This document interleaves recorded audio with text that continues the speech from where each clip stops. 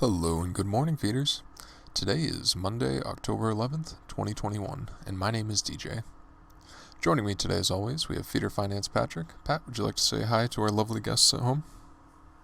Hi guys.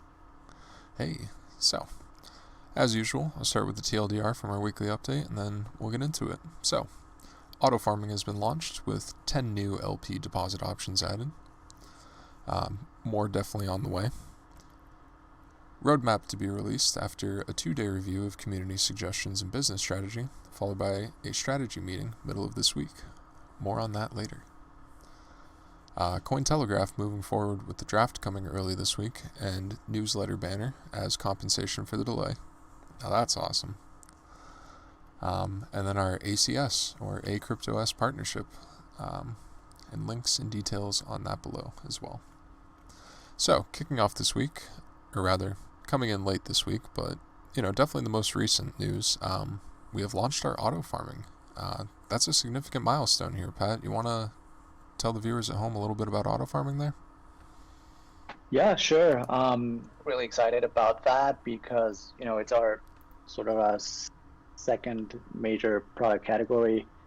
Basic DeFi is your stake single asset tokens, and it's from a risk standpoint, it's safer to stake single assets, but I Mm-hmm. think farming or basically investing in LP itself is quite misunderstood even by people that are um, veteran of DeFi, because impermanent loss is really overrated in my view, because LPs is basically an index fund, and impermanent loss is basically the delta, the difference between holding single assets and versus holding an LP. Right. And farming is, or auto farming is really something that I personally look forward to, because I'm personally, you know, from my DeFi experience, tilted more towards farming LPs, because um, I like the lower volatility of the product, because you're not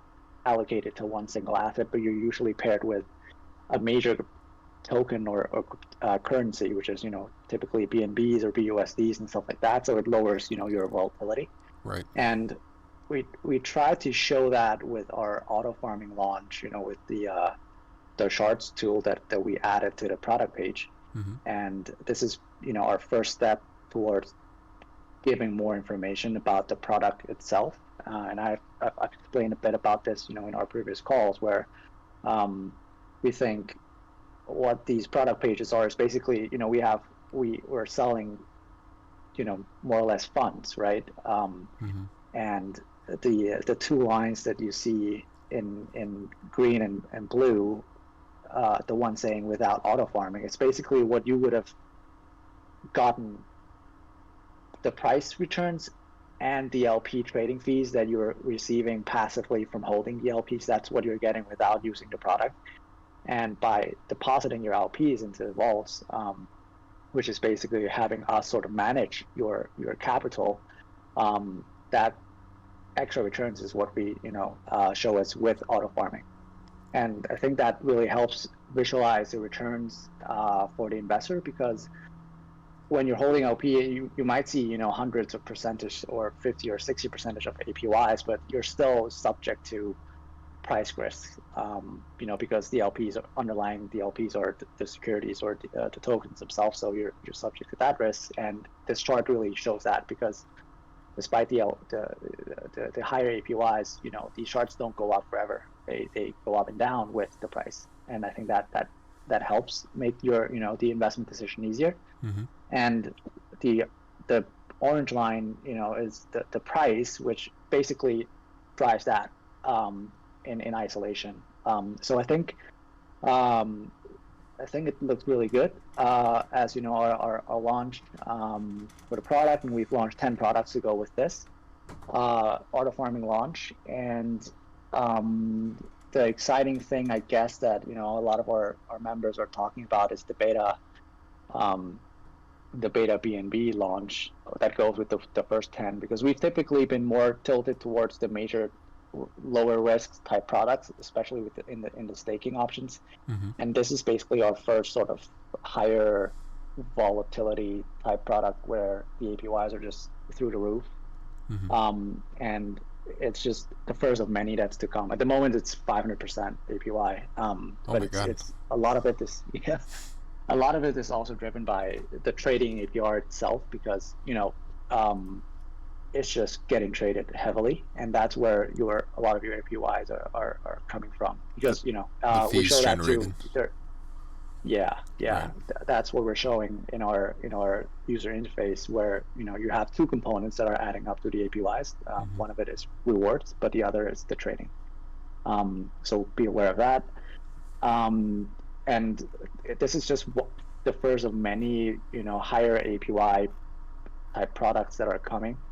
And I just want to disclaim, because I just want to make sure that people understand that we're not endorsing an investment into any particular token, because we don't make investment advice, and it's not our business to recommend investors invest in anything, because we're not analysts. Right. But what we do before we launch any of these products is we do vet the projects themselves, that are they're vetted by other parties like Binance, and they have VCs investors backing them, and all that stuff. So we're relying on third party due diligence before we add products. So at the moment we're not adding anything that's beyond that yet, until we have a way to sort of segregate something that's super risky, which typically comes with super high APYs. But we do want to make sure that that's clearly separated. So we're not there yet. But beta is one of those that is as a project, it's pretty safe. Not financial advice, but crypto standard wise, it's pretty safe. And so do your own research before you do invest. But I'm glad people are finding this product useful. So that's yep.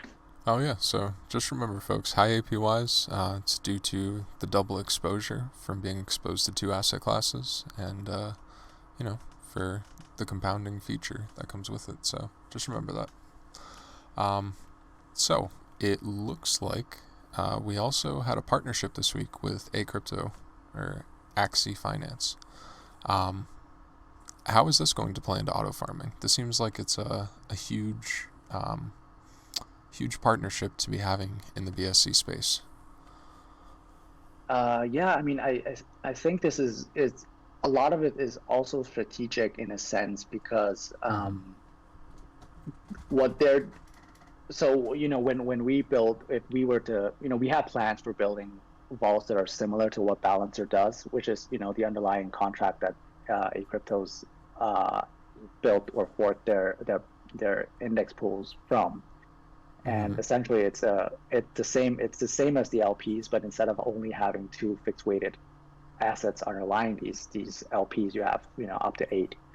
And when you invest in these, it's basically just an index fund of 8 different products that are rebalanced to equal weighted all the time.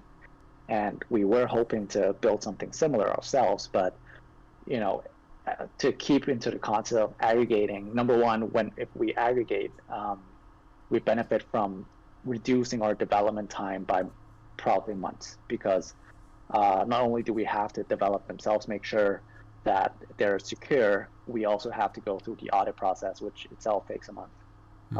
And so aggregating allows us to move a lot faster, because this is only one of those things we can aggregate, but there are a lot more other vaults and other things that people have developed that are useful for our investors and our users in our community, that by aggregating we can do that much quicker. And besides that, it saves us a lot of money, and we've transferred that potential cost of audit and development into rewards instead. That goes back to our community investors through that reward program on ACS itself to fund the feed pool, which then leads to having that feed pool on ACS also helps sort of stabilize our token price, that is not purely only linked to BNB, but now also partially linked to Ethereum and Bitcoin, and as well as ACSI. So there are so many pros with this partnership. And apart from that, we have we went out to a couple of news outlets for press releases and all of that that goes with this. So it's I think all in all, it's a great move for us. Long term, it's beneficial. It gives us some brand value or project value that allows us to then also go to other parties to propose similar sort of discussions and partnerships in the future. So all in all, it seems like it's a win-win-win for everybody here, huh? It is, yeah. Well, it looks like we had one other big piece of news, or rather, I don't know, this seems like big news to me. The CoinTelegraph article. It looks like we've had some progress on that, or at least an update. You want to tell them what we got as a bonus for them taking their sweet time? Yeah, I mean, I wasn't too happy about the fact that it's taking so long, and I made that pretty much pretty clear. And so their compensation was that they sent these. If you're a subscriber on their email list, you get these newsletters, right? Mm-hmm. And on these newsletters, they have a banner which typically costs thousands to promote. And so they compensated us with that and asked us to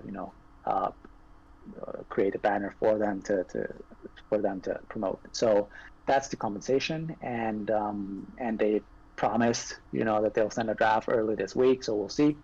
I haven't gotten that yet, and it's Tuesday, so let's see. But I'm trying to push on that, so don't worry, I'll do my best.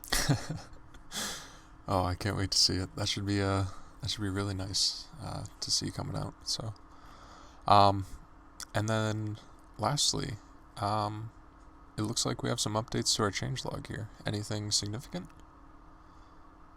No.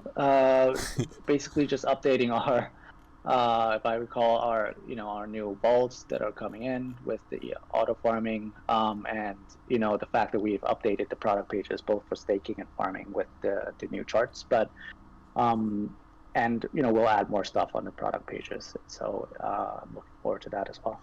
Gotcha. So now our members at home are wondering, what's next, Pat? Now that we've finally hit our big goal of auto farming, what is next for Feeder Finance? It's technically TBD. Because as we do every month, because we have these big milestones every month that we want to achieve, and for this month it was basically first the DEX, and then this auto converter that helps auto farming makes that smoother.